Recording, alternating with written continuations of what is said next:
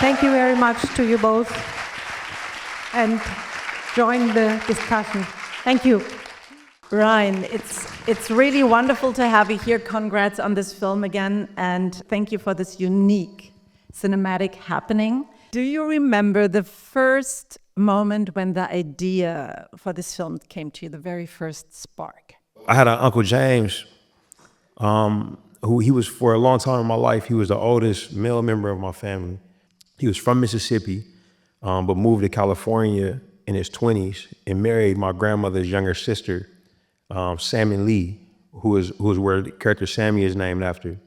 And he loved blues music. He would always listen to it. Whenever I would go over to his house, it would be playing, and I kind of associated the music with him. I didn't think much of it. It was just kind of like old people's music, in my mind. I was listening to hip hop and R&B. This was like the 90s, the 2000s. And I became a filmmaker, and when I was away from home a lot, I wouldn't get to spend time with my uncle. And he would often encourage me to go out and, chase my dreams. He got sick in 2015 and ended up passing away. And I was away in Los Angeles working on a movie called Creed at the time. I felt very guilty having not been able to be there for my uncle while he was passing away and transitioning. And I would find myself playing blues music to remind myself of our time together, and ended up falling in love with the art form and studying it. After I finished Black Panther 2, this is like, early 2023, I was at home, my wife and kids and my mom, listening to a blues record. And this song called Wang Dang Doodle, which is a crazy title, but it's by an artist named Howlin' Wolf. And he's singing about getting a bunch of like ragtag people together to throw a party that night. And that's when the idea kind of crystallized for me. When you started writing, did you already have the full vision of the movie in mind? Yeah, I knew I wanted to make something that was for grown-ups, Yeah. After making 3 PG-13 movies back to back, I didn't want to think about like what could or couldn't be said, or what could or couldn't be shown. I love horror, literature, horror cinema. I love genre things. And like, I feel like the audience didn't know that about me. When I was researching the era and researching the music, the supernatural is kind of always there in blues music too. So it made a lot of sense. So when I outlined it out, most of the seeds of what you see in the film were there. Obviously brought on some incredible collaborators, heads of department, actors, my producer, Zenzi Coogler, who I'm also married to, my other producer, Sevel Hanyan, I've known a long time, and my composer, Ludwig Göransson. Everybody left a piece of themselves in the film. So what we got was much richer than what I initially wrote, but the bones of it were there. What makes a truly great film for you personally? Before I was a filmmaker, the sign of a great film, when it was over, I felt like I traveled somewhere. I didn't get my first passport till I was like 22, 23 years old. So movies were how I traveled. They were how I saw the world and how I saw even other parts of my own country. You know what I mean? I didn't get to New York till I got into a film festival there. I was like 22. So like I would, put a Spike Lee movie on, for instance, and I'd be like, oh man, this is cool. Like, look at all these yellow taxi cabs. You know what I mean? It felt like I was going somewhere. So what I needed for the definition, I think, was to feel like I went somewhere true. Feel like I learned something about the world, and also feel like I learned something about myself. And that I was surprised, and when it was over, I didn't want it to go off. I used to watch movies on VHS, and my favorite movies, I burned the tape out. I watched them hundreds of times, right? And now that I'm a filmmaker, I think the best movies are the ones that make me forget I'm a filmmaker. Like I stopped thinking about like where they put the camera or what the characters are doing. Yes. Like I'm back at like feeling how I would feel when I was like 12 or 13, watching something. Yeah. And I feel like this is the most concentrated version of all the films that you've made so far. Is that so? Absolutely. But I also feel like each time I make something, I'm building on what I was able to do before, building on the relationships that I made along the way. Working with Delroy on this, like it was incredible to like see his process next to Michael B. Jordan's process next to Miles, sometimes like in the same scene. And I came away from it thinking about like how actors kind of just get better and better, you know what I mean? Cause he was so right there all the time, Who? Michael or? They all were incredible, Actors, yeah. but Delroy had a process that kind of like made Mike up his game, when he was close to it, and the same for Miles. You asked me as a filmmaker, I was wondering how it is as an actor, like do you feel like each time you're getting better and better? Let's quickly talk about Michael B. Jordan. You've worked with him on several films, and I know you like him. You must really, really like him because he appears here twice. In this double role, this twinning is innovative both in acting and technique. When bringing Mike on for the role, he did so much incredible work to develop these performances, and we actually had identical twin consultants, like two of my buddies who are filmmakers, and they kind of worked with him on the mental disposition of growing up with the identical twin, and How did you do that actually on set? the actual photography. Yeah, easy. So one method is the basic split screen method, which is like your Lindsay Lohan Parent Trap method, where the camera doesn't move. The character changes places. We film it twice, and then you kind of combine them. We did that a few times in a movie, but you can't move the camera when you do that.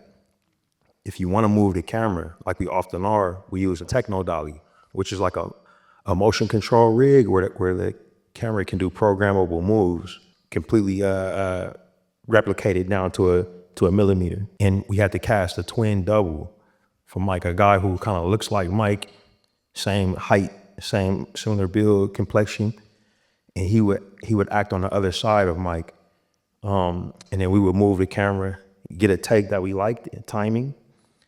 They would then switch clothes. Mike would go to the other role, and we would have recorded Mike's voice as the original twin, and we would play that back through speakers, so everybody could hear it, and everybody can do their timing. We can stitch that together. That's probably 60-70% of the times that you see it. And then there was the last one, and the most complicated one, was a halo rig method. I heard of, yeah. So his brother worked with a visual effects house out of Australia called Rising Suns, and they used a rig of 8 cameras in kind of a circular system with like PVC pipe that could go on Michael's shoulders, and it's just a lens and the sensor. So it kind of looked like iPhones with a big professional cinema lens, and eight rigs around, and then he would do his full performance in the lighting. Faces, right? Mm. Yeah, and then that would then be projected essentially onto Percy, who was our twin double's face. The biggest challenge was on Michael, because he had to work incredibly hard, and it was a challenge for the crew because every shot we would do different. Some of these shots they're in a moving car. Obviously, the first shots you guys see is the most complicated one, when they're handing the cigarette back and forth, and it was like 120 degrees in Louisiana.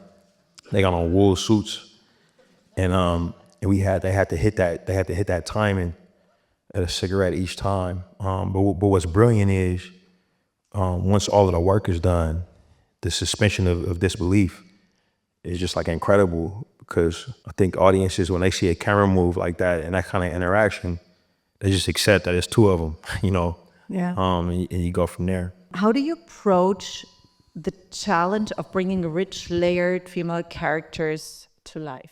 Even though this movie at the center of this young man trying to find his way, who's looking up to his older cousins, the women are very much at the center of this story. and kind of making these guys do what they do. And we were able to cast, just some incredible actresses who I've been wanting to work with for a long time.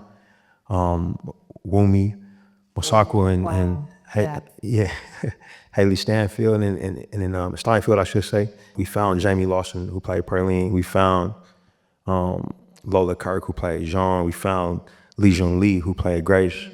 And they were just incredible, man. And they were so they made the characters their own in a way that I hadn't seen before.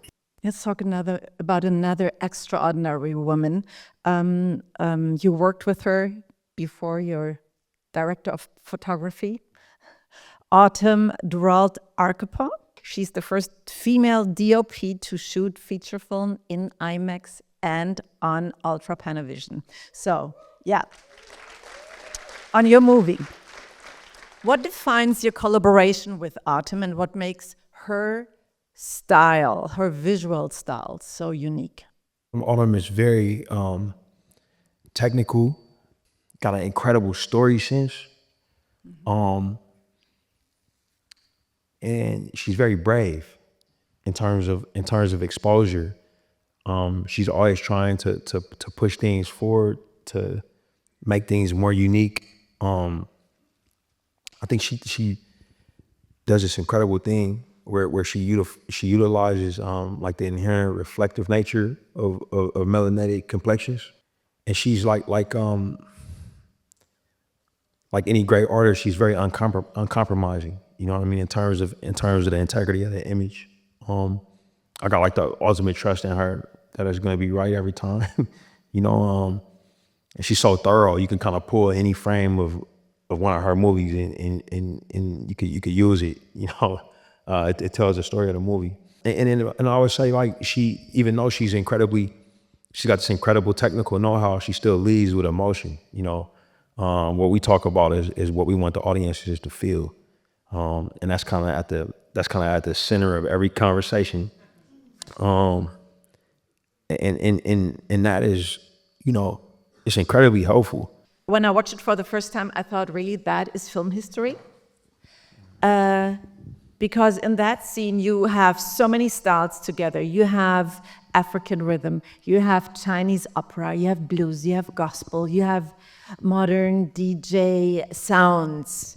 Could you please walk us through how you did that?